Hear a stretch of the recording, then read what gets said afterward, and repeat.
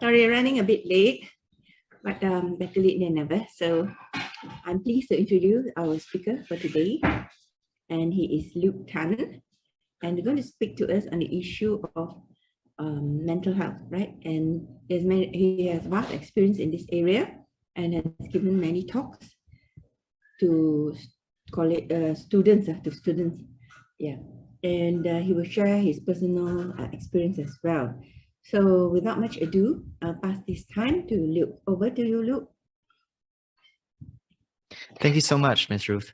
All right, so hello everyone. Happy to be here with you guys. Thank you. Just very quickly, I just want to thank Ruth for contacting me so that I can speak to you guys and I guess to address such a big issue that's facing a lot of students, right? Whether it's in high school, college, even in university as well, right? Everyone seems to be on edge and struggling, right, with mental health and things like that. Also want to thank the organizers from Yes College as well. I think that's a really big privilege and trust that they've given me to talk to you guys. So I really hope that it's helpful, right, to all of you. Okay, so I am going to share my screen. I hope you can see it. Do let me know if anything is messy or anything like that, right? Okay, so many of us here have been a student, or maybe not too long ago, we were students, right? And we can all agree that there is some form of stress and anxiety that comes with education. And so here's where I'm going to share my story with you guys on that, right? But in the beginning, I want to tell you guys a little something. I actually didn't know how to start the talk today, right? Because I know that there's a lot of different people coming in from different places, right? And I totally understand that. But I wanted to feel roughly where you guys were coming from. And so I had a few conversations with Ruth as well. And I know that you guys, I think last year, had befrienders on the talk, right, on this webinar. I thought that was really cool, right? Because that's something that we can work on, right, or build upon from there. And so let's just get started, right? The first off I want to talk is tell you where I am at, right? And I want to tell you guys that I'm just the guy who wants to help, right? Because I have been in a place where I was so confused and I was so lost. And I just wanted to help people figure out what exactly mental health and mental illness was and things like that, right? But I'm not a doctor, right? I don't have a PhD. People don't call me Dr. Luke.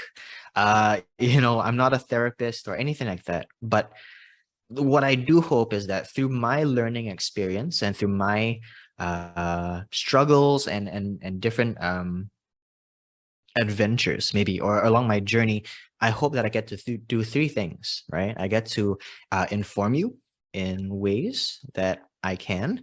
I want to encourage you as well.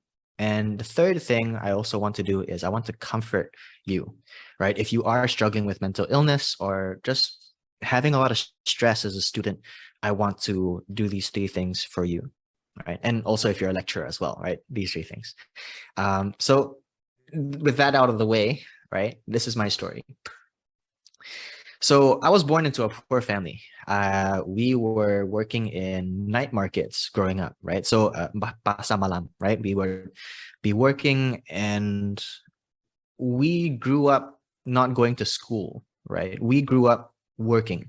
So if you were to ask me, oh, do you remember studying for history, right? Sejarah, I'll be like, no, right? Because I didn't go to school. I was homeschooled, right? And I would only work after or before work. So early in the morning or really late at night. And so I started work at 8 years old, right? Many of us would think 8-year-olds are supposed to be out there having fun and living life, right? Making memories, doing silly things. But for me and my family, we all started working very early, right? I started at 8. My sister started, I think, the youngest, right? Started at 6. right? She started working at 6 years old. And so I have a very big family as well. There are 9 kids. So yeah, there's a lot of us. But we all started working, right? At a very young age. And I think because of that, we didn't have many friends, right? Because we didn't go to school, we didn't hang out with a lot of people. So it was just us.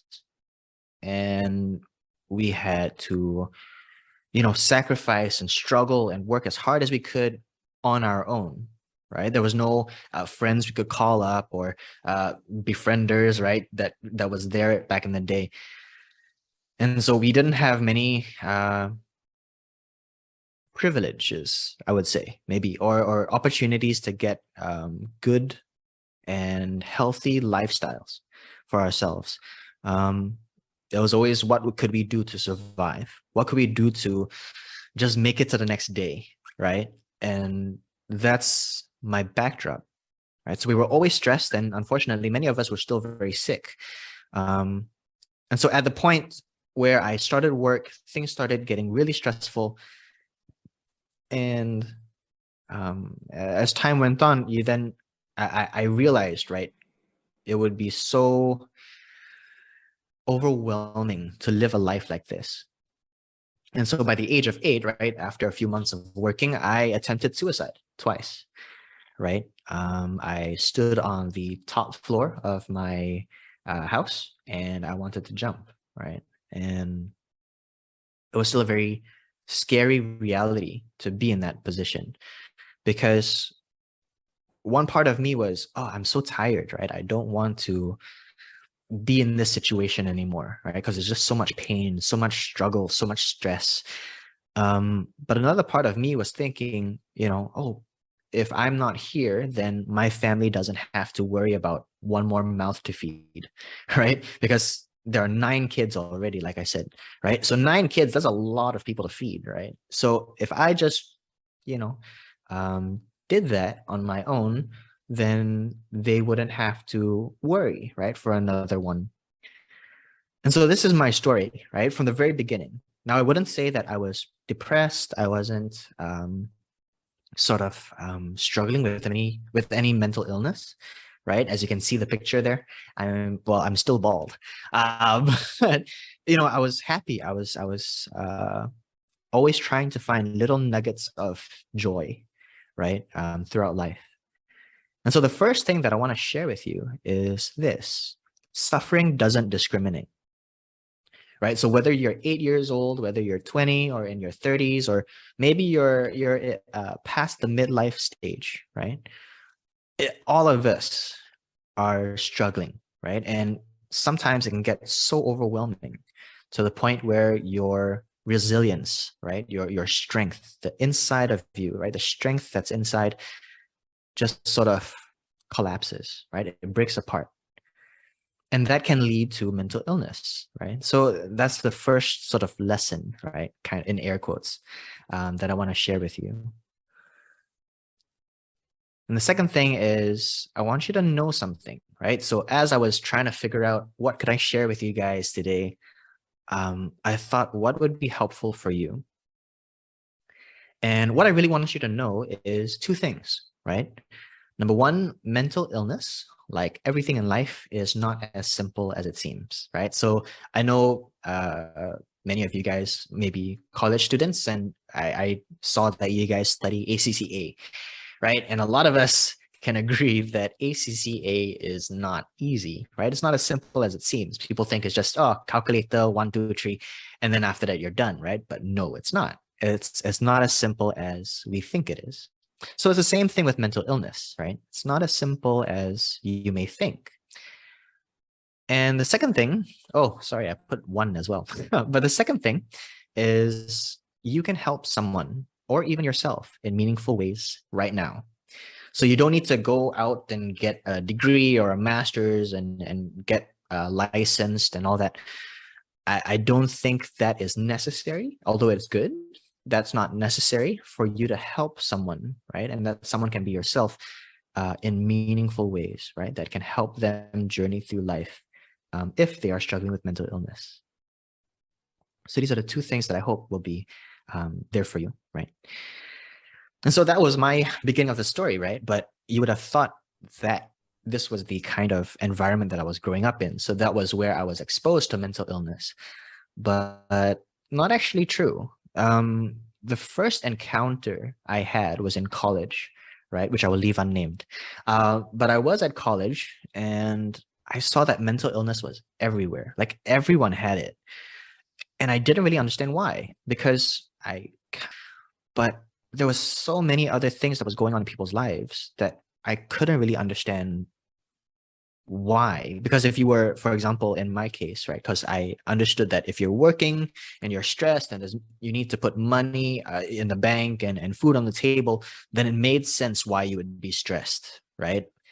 But there were people who were privileged, right? People who had great opportunities given to them, people who were living life that was comfortable in a sense, but they also were struggling, right? There were people who, when I was in college as a student, there were people who would call me in the middle of the night and say, hey, I'm thinking of ending my life, right? And I'll ask them, where are you?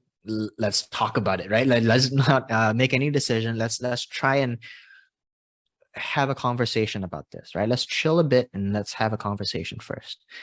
And so this was my experience in college, right? So besides studying and things like that, I was going to different people's dorms because I lived in a dorm at the time. So I would visit people who were struggling, people who had depressive episodes, anxiety attacks, as they called me or texted me. And it was just so surreal, right? And one thing that was quite prominent and I think is growing in awareness, I would say, is eating disorders, right? Or something called BDD, right? Body dysmorphic disorder.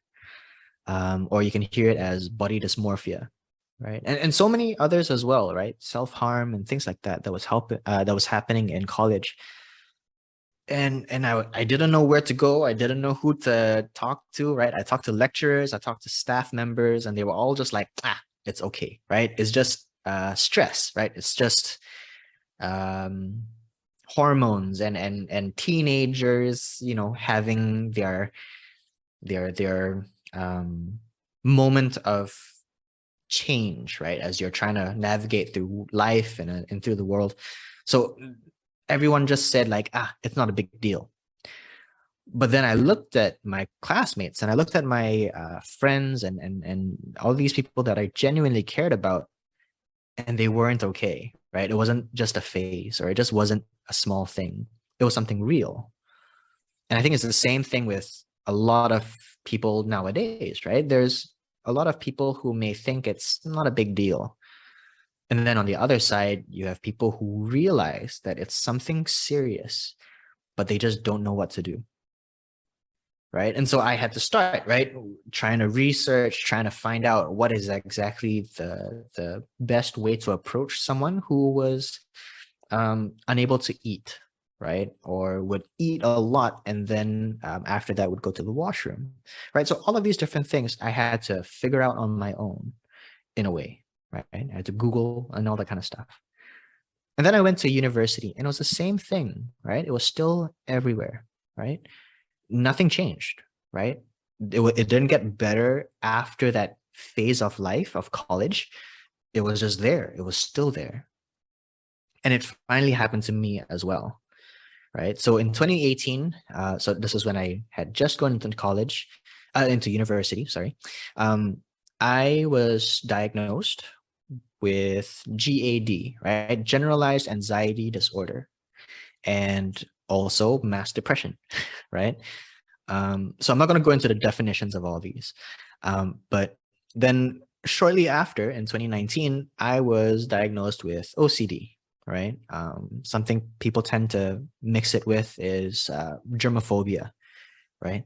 But that was obsessive compulsive disorder, right? And this was what I was struggling with, right? As I was helping other people with their depression and eating disorders and body dysmorphia, and I saw that, right? I saw that, and it was hard. It was really painful, right? Because you could see that they were just trying to breathe, right? That was one thing that you would actually see. They're trying to breathe, and they can't because they're just suffocating under the stress, under the overwhelming pain that they're going through, right? And so you saw that everywhere, right? In the whole world of mental health. And so let me just tell you this, right? Life with mental illness is a nightmare, right? It's not, oh, it's just a little hard now, but in a couple of hours, I'll be okay. Like, it's not like that. This is the going on moment by moment, second by second, minute by minute to every hour of every day struggle, right? I always tell my friends or people who come out to me and ask me about stuff. I always tell them people wake up from nightmares. That's generally how we understand nightmares, right? Okay. Anyway, no worries. But people wake up from nightmares, right? That's how you generally understand it. But for people with mental illness, we go to sleep to get away from our nightmares, because being awake is horrible. It's exhausting. It's stressful, right? It's overwhelming. And so it is a nightmare, right? And so let me show you a little bit of my nightmare, right? So with OCD, that's what I have. And it isn't like those TV shows, right? There's a TV show called Monk, and it's nothing to do with Monk. It's a detective, right? A really old TV series. And it's a detective that has OCD. And so in the series, he goes around looking for clues about the murder and just all the drama and suspense. And then after a while, he sort of pauses mid-survey and he goes, wait, did I turn off the stove? Or oh, maybe I didn't touch that, or maybe this is dirty, or that kind of thing. And it's very humorous, right? It's very cute. It's funny, right? At the beginning. And so that's the beginning part of the movie. And then later on, he solves the mystery. And I'm here to tell you that it's nothing like that, right? It's nothing like that.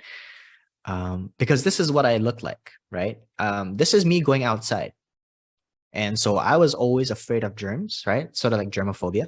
So I had to wear a plastic bag, right? When I went out. That was the kind of stress and anxiety that I had. So every time I went out, I needed to have a plastic bag around me, right? I couldn't walk outside just by itself. I would spend 600 ringgit a week, right, on hand sanitizers, the alcohol ones that burn your skin. Yeah, that's what I bought, right? Soaps, I bought bleach, all that kind of stuff. And I wouldn't bleach other things. I would bleach my skin, right? So I'm not sure if you can see it. I don't think you can. But my skin is perpetually dry, right? So dry to the point where it will crack, right? Because obviously at the joints, right, you move and the skin has to stretch. And because it's dried, it doesn't stretch as well. So it will crack and peel open and bleed. But that wouldn't stop you, right? So typically you would think, okay, there's an open wound. I won't fill it with water, or I won't wash it with soap, or, I want to keep it clean and safe. That's not how I thought it. Because what I would do is I would sanitize those open wounds, right? So if I had a bleeding cut on my hand, I would purposely pour sanitizer on it and rub and rub and rub and rub until I thought that I was clean, right? And so everything made me scared, right? Your germs, my germs, diseases, hospitals, everything was scary to me. And so it's not fun, right? My type, right? I'm giving you a little bit of a background. My type is only one subtype, right? There are some that are more obsessed with symmetry, right? How does something look? If it is not aligned, you have anxiety because of that, right? Not, oh, it doesn't look nice, right? It's, I'm having a panic attack because this thing is not normal. It's not in order. And that stresses me out, right? And I have an anxiety attack. And so there are many different subtypes, but mine is the contamination subtype, right? And so my diagnosis, the more specific type, is contamination subtype OCD with the preoccupation with hypochondriasis, right? Which is a fear of disease. So I always think that I have a disease and you guys have a disease. And if I pass my disease to you, you guys are going to get hurt, right? So that's always the stress that I have whenever I go out. And so with this in mind, That's why I clean, right? And like I said, others have checking, counting, right? False memory, hoarding, where you keep a lot of stuff, harm, OCD, and scrupulosity, right? Where it's more with your faith and your moral standing, right? Religiosity and things like that. And so whatever experience, right? The human experience that you can think of in your life and in everyone else's life, realize that there's an OCD because of that, right? That has that. So if, for example, you have marriage or relationships, there's an OCD about that too, right? You have a fear of germs, right? Like I mentioned, also there, right? There's a OCD for the whole idea of checking, right? Reassurance, where you need to make sure that everything is in its proper place, right? And you need to be certain because of that. And so this is what you'll experience, right? This is what you're gonna see in the world of OCD. And so just to carry the point forward, right? Because of my OCD, so this is where I did a medical checkup. I had possible liver failure, right? Or damage, sorry. Loss of smell. I couldn't smell anything because I was just constantly in fumes of alcohol, right? From the sanitizers. I got chemical burns, right? All the way from my chest down to my abdomen. I remember my brother asking a doctor, right? So he took a picture and he sent it to a doctor, a friend of his, and the doctor said those are second-degree chemical burns. So my skin basically charred, right? It became burnt from chemicals just because of sanitizer and the bleach and the soap that I was using, right? And so this wasn't something that happened to me, right? Someone didn't chuck acid at me. No, this was done by myself, right? I poured that on myself. Likewise, I also had swollen purple feet, right? Which you can see in the picture, right? Next to the picture of my dried skin on my hand. Because I sanitized myself so much, my eyes were always burning, right? And the thing is, I couldn't wipe my eyes. I had to ask my sister, hey, my sister, can you come and wipe my eyes because it's burning? And they would wipe my eyes. And then after that, they will have to wash their hands because they touched my eyes. And so that was the reality that I was living with, right? I couldn't meet with loved ones. I spent 12 hours a day cleaning, right? And so you may think, oh, it even reached 22 hours, right? You're reading it and you're thinking, oh, that's bad. But it's so abstract, right? If I were to tell you I was cleaning for 22 hours in the toilet, right? I was in the washroom. I was just constantly cleaning for 22 hours. So let me put it into perspective for you, right? If you guys will allow me to. You wake up in the morning, right? You're going to get ready for class. You're learning about profit and loss, right? Or something. I don't know, right? But let's say you're going to class, right? So you wake up, you go into the washroom, you have your shower, you come out. I'm still in the washroom. You go get breakfast, right? Maybe meet up with some friends before class starts. You talk about assignments. You talk about who's dating who, celebrities, TikTok, all that kind of stuff. I'm still in the washroom. You go to class, you finish with class, right? You're going to have lunch now with your friends and family or whoever. I'm still in the washroom. You get done with lunch, right? You've had a good conversation around the table. You're going to go for your, last bit of assignments or work. I'm still in the washroom. You're done with the whole day of work and everything. You go for dinner, right? Or maybe some light snack with your family or your friends, and you're having a good time. Maybe do some shopping at the mall. And so you're having fun. You're getting things done for the day. I'm still in the washroom. You're done with all of that. You go back home, you throw your clothes into the washing machine. You're having dinner or maybe a light supper. You are going to prepare for the next day, right? Because you still have class the next day. So you prepare for that. I'm still in the washroom, right? I haven't finished, right? I'm still cleaning. I'm still having soap on my hands, just constantly rubbing, and I'm still there. You are tired, right? So you finish up whatever you have to do. Maybe you get another meal because Malaysians, we always eat, right? So you get another meal and you finish your shower. You're wearing your pajamas and you go into the bedroom, right? Maybe you text your friend or your girlfriend, boyfriend, right? Or text a loved one and say, love you, right? Good night. Or, some people would say sayang or baby or, whatever. You say that and you've had that meaningful conversation with them. I'm still in the toilet, right? I'm still in the washroom alone, cleaning again and again and again. And after that long conversation, maybe you are FaceTiming or video calling your girlfriend or boyfriend, and you're, oh, I love you. Okay, you put down. No, you put down. No, you put down. No, you put down, right? That kind of thing. And I'm still washing my hands again and again and again. And then you are fast asleep, right? Your loved ones are fast asleep. All the lights in your house is out, right? No lights are on and it's silent. I'm still asleep. I'm still in the toilet, right? Everyone's fast asleep. 2 hours go by, 3 hours go by, 4 hours go by. I step out of the washroom. Once you've had a full day of productivity, meaningful conversations, meals, and had a bit of rest, that's the time I step out. So from my apartment that I look across to yours, I see your lights switch on, switch off. You go to class, come back, switch on, switch off. You go to sleep. The street lights all start switching off as well. And you only see if you're in an apartment, you only see the red light at the top for airplanes. And that's all I see. And then you see the sun start to rise. And then only you feel the courage enough to step outside of the washroom. That was my everyday, right?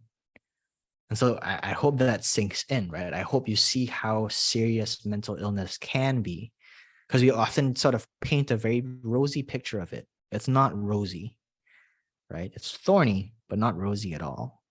It's not fun. It's not cute. It's not aesthetic. It's serious, right? And we have to deal with it, especially in Malaysia and other neighboring countries as well. We have to deal with the issue. And so when I was preparing for this talk, right, I know that we didn't have much time. And like I said, I just want to help, right? And I don't know your stories. I wish I did. I wish I could talk to you guys, each and every one of you, right? Because I know everyone has a story. But I know there's not a lot of time. And so I want to figure out what exactly can I say that can help you, whether you're struggling right now or maybe in the future, right? I hope not, right? I wouldn't wish this on anyone, but I don't know, right? Life can be complicated and I don't know what's going to happen. So what are some things that I can tell you, right? If you are in uni and you want to stay sane. Number one is this: have reasonable expectations and goals. So if, for example, you are expecting yourself to bulldoze through, right, straight from beginning, beginning semester all the way to your final year, right? If that's what you're expecting, okay, right? If you can do that, that's great, right? Go for it and do your best in your studies, right? Whether it's ACCA or pre-U or whatever, right? Do your best, but have reasonable expectations and goals. Because if you have too much pressure on yourself, you're going to push yourself beyond your limits. And then once you do that, you may get your certificate, you may get your scholarship, you may get this and that, right? But at what cost? Right? That's the main thing. At what cost are you getting those things for yourself? Right? So it could be you're studying so great, you get your certificate, and then you can't work because you're just so drained and you're mentally stressed out.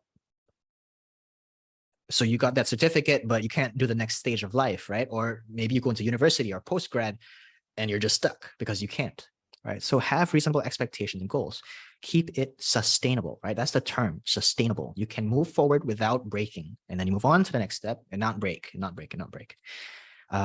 You've often hear of this, right? Having good self-care practices, which a part of it would be have proper routines and rhythms, right? Rest, have fun, right? And then work hard. Have fun and then work hard, right? That kind of thing. And number three, if you are feeling overwhelmed, reach out to a counselor, right? Or a therapist. There are many out there. Now, many of them may not be suitable for you, right? Some people are more sensitive to gender differences, so they may want someone of the same gender. There may be others who are a bit more religious or faith oriented. So that's fine, right? So you can always find some a counselor, right? Hospitals, I do as well, right? Where you have welfare officers and stuff like that, right? The Mind Faculty is a sort of organization, right? This place in PJ side. And I think they have been quite helpful, right? And not just likewise, you may find that they're not your cup of tea, right? And that's your situation that you are willing to go to another, right? You don't have to stick with one, right? But the main idea is find a counselor that is safe, right? It makes you feel comfortable, right? And is willing to help, right? That they know what you're struggling with and what's the best practice or therapy for you, right? And so don't feel stressed or, oh, I cannot go to the counselor. No, take that time, right? Because going to a counselor shows strength, right? Because it takes strength to figure out what's wrong and what's stressing you out and doing something about it, right? It takes strength and courage to do that. The other thing, right, would be having good self-care practices, right? Eat, sleep, exercise, deep breathing exercises are helpful, right? Meditation alongside the deep breathing exercises has been proven to help. You can also add in, if you're religious, you can add in your faith practices in there as well, right? Journaling, hang out with loved ones, right? These are good and healthy things to do, right, in life. And I hope that you guys can not dismiss it, right? Because this is important for you, right? Whatever stage of life you're in, right? It's always good to do that. And there's another one that I wanted to add in, but I want to speak it and not write it out. Find people in your life that you can be honest and open with. And what do I mean by that? I mean people that you can be completely vulnerable with, right? You're not hiding anything. You're not wearing a mask. You're not trying to be funny and cool. You're just being you. And so that could be a messy you, that could be a depressed you, it could be an anxious you, but it's you. And those guys are the ones, or those people are the ones who will see you at your worst and love you, right? And they don't try and be your therapist or whatever, right? But they'll help you, right? Find a therapist or bring you to a doctor or something. But you need that, right? And whether you are the person who are struggling or you know someone who is struggling, create that environment, right? That community of people who can be honest and not be okay all the time, right? To be a buzzkill in a sense sometimes. That's okay, right? That's good. And so these are the 4 and 5 things, right, that I hope would be helpful for you. And of course, there are many others as well, right? But this is what I want to leave with you.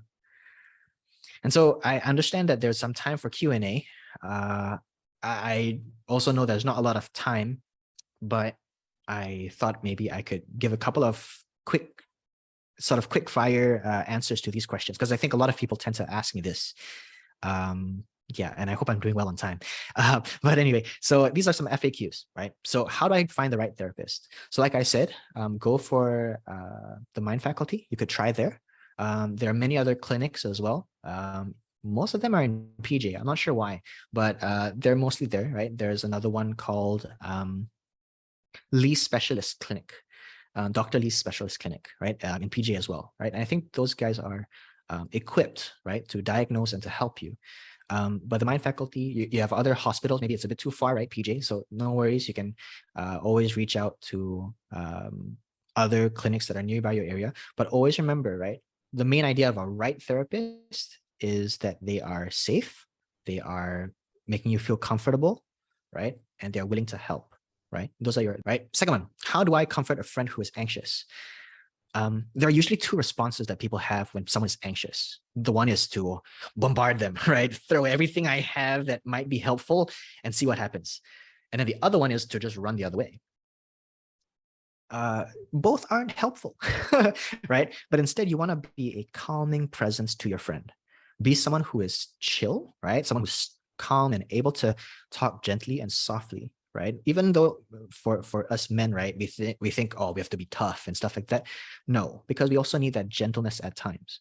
So be slow and work at their pace, right? Don't say that, don't be anxious, right? That doesn't work. But instead, talk with them, right? Have a conversation and then ask them, right? Why are you anxious? And it's okay if they don't know, right? Sometimes that happens, right? You're just so overwhelmed with all kinds of things that you just don't know what's going on. And that's okay. And then just try and comfort them, right? Talk about things. And after they have become less anxious or the anxiety attack has passed, you can go back to them and say, hey, just now you had an anxiety attack. I'm sorry if I did anything wrong. How can I help you better? Right. And that's a good thing because you're having an open conversation and you're saying, I care about you. I tried to help, but I also know that I'm not perfect. So tell me how I can improve. Right. And you're having that community, like I mentioned. Right. And same thing with people who are depressed, right? Be there for them. You don't have to bombard them or run away, but have a healthy space and try and reach out to them. And then after that, ask them, was this helpful? Was what I was saying triggering, or was it something that was soothing and healing to you? Number 4, right? What causes mental illnesses? Now, this is the wide range, right? Because life is, like I said, not as simple as it seems. So what causes mental illnesses could be genetics. That's one thing that we are realizing more and more each day. More scientific studies are being carried out by, I think, a lot of different hospitals, but I think one of the leading ones would be the sort of like the research center that Dr. Jordan Peterson is in. Another one would be Johns Hopkins in the US. And you're seeing a lot of different research that shows that genetics actually plays a role in your chances, right? In your probability of you getting a mental illness due to genetics. So that's one thing, right? Genetics. Another thing could be trauma, right? Crazy, stressful childhood, lifestyle, all that kind of stuff, right? Life can be complicated. And so with all of these different things, and you also hear of sort of physiological, right? Chemical imbalances in the body and things like that. And so what causes mental illnesses can be anything, right? What may not cause mental illness for you will cause a mental illness for other people, right? And so it's such a broad spectrum, right? But the main idea is that it's real, right? It happens. And we have to be sensitive and cautious about it, right? Second one, the last one, right? Can I self-diagnose myself with a mental illness? And from that, you mean self-treatment. So I'm going to treat myself and not need to go to a doctor or a therapist or a psychologist. The reason why this is a FAQ is because I've noticed a lot of people actually do that, right? They don't want to go to therapy or they don't want to go to a doctor, and they just self-medicate, right? They self-treat, right? They treat themselves. And I wouldn't suggest this, right? Because you need a mental health specialist, right? A professional healthcare provider who can diagnose and can help you through it. Because oftentimes what we think is helpful might not be, right? And it could be counterproductive. So you want to have that space where it is something you can move forward to, right? So that's one thing to always be careful of, right? So having a professional that can diagnose and also treat, or at least provide resources to help you get better, then that's great, right? Whether it's medication or therapy, right? But don't fall into the trap where you think, I can self-diagnose and I can self-treat, right? Because that's a slippery slope, right? You want to get the best care because you deserve the best care, right? And I need to say this, you deserve to be cared for. So don't think, I don't want to burden other people and all that kind of stuff, right? This is yours, right? You deserve this. It's your right to get care. So always reach out to a professional if you can, right? And of course, find one that is comfortable and safe for you.